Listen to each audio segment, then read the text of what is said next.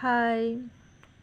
আচ্ছা, আজকে একটা খুবই ইম্পর্ট্যান্ট টিপস। হ্যাঁ, বলতে পারো এইটা যদি না করো, তোমরা এইগুলো যদি না করো, কিন্তু মেকআপ কিন্তু কোনো মতে তোমাদের ভালো লাগবে না, স্টে করবে না, ব্ল্যাক হয়ে যাবে, প্যাচি হয়ে যাবে।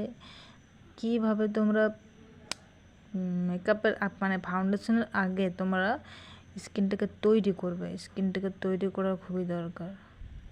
প্রিপারেশনটা খুবই দরকার আছে।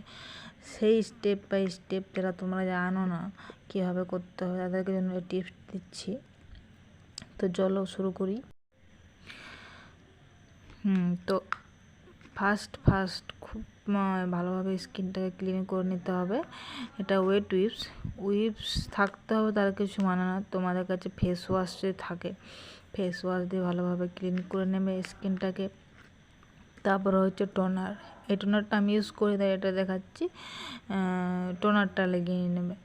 টোনার লাগানোর পর 1 মিনিট ওয়েট করতে হবে কিন্তু। তারপর এই ময়েশ্চারাইজার, এটা আমার কাছে ছিল তাই এটা দেখাচ্ছি।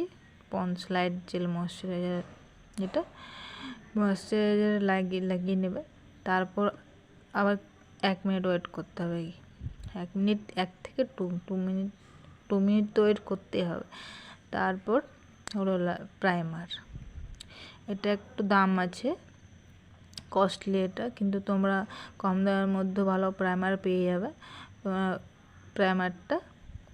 তারপর প্রাইমারটা লাগিয়ে নিও।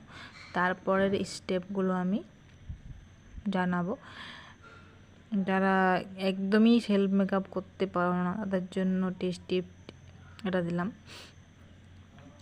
আর এইভাবে ছোটো ছোটো টিপসের জন্য প্লিজ আমার পেজটাকে ফলো করে দিও। এই ভিডিওটা ভালো লেগে থাকলে লাইক করে দিও, শেয়ার করে দিও। সবাই ভালো থেকো। Tata, bye bye.